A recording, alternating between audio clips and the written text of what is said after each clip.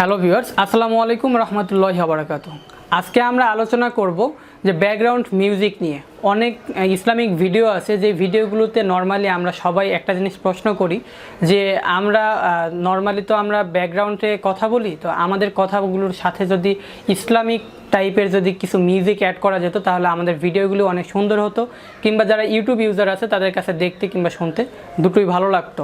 তো আমি আপনাকে ফার্স্ট রিকমেন্ড করব যে আপনি আপনার ভিডিওতে মোটেও কোনো মিউজিক অ্যাড করবেন না, কারণ মিউজিক ইসলাম সমর্থন করে না। তো আপনি যদি মিউজিক অ্যাড করতে চান সেক্ষেত্রে আপনি কোরআন তেলাওয়াত অথবা হামদে বারিক তালা অ্যাড করতে পারেন, যেগুলোতে কপিরাইট থাকলেও আপনি যদি একটাতে কপিরাইটের ক্লেম ইস্যুর জন্য আপনি লাইসেন্স কিনে থাকেন তাহলে কিন্তু আপনার ওই একটা ভিডিওর ওই একটা রেকর্ড কিন্তু আপনার অনেকগুলো ভিডিওতে অ্যাড করলে কপিরাইট ক্লেম আসবে না, অথচ আপনার ভিডিওটা কিন্তু আগের চেয়ে অনেক সুন্দর হবে কিংবা সবাই সেটা ভালোভাবে নেবে।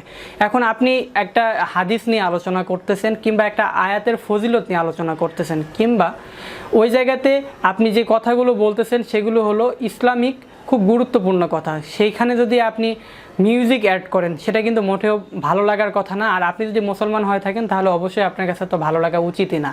তো এজন্য আমি আপনাদেরকে বলবো যে আপনি হামদে বারিক তালা অথবা কোরআন তেলাওয়াতের রেকর্ডগুলো আপনি আপনার ভিডিওতে সেট করতে পারেন। তো আজকের ভিডিওটি এই পর্যন্ত। আসসালামু আলাইকুম রহমতুল্লাহি ওয়া বারাকাতুহু।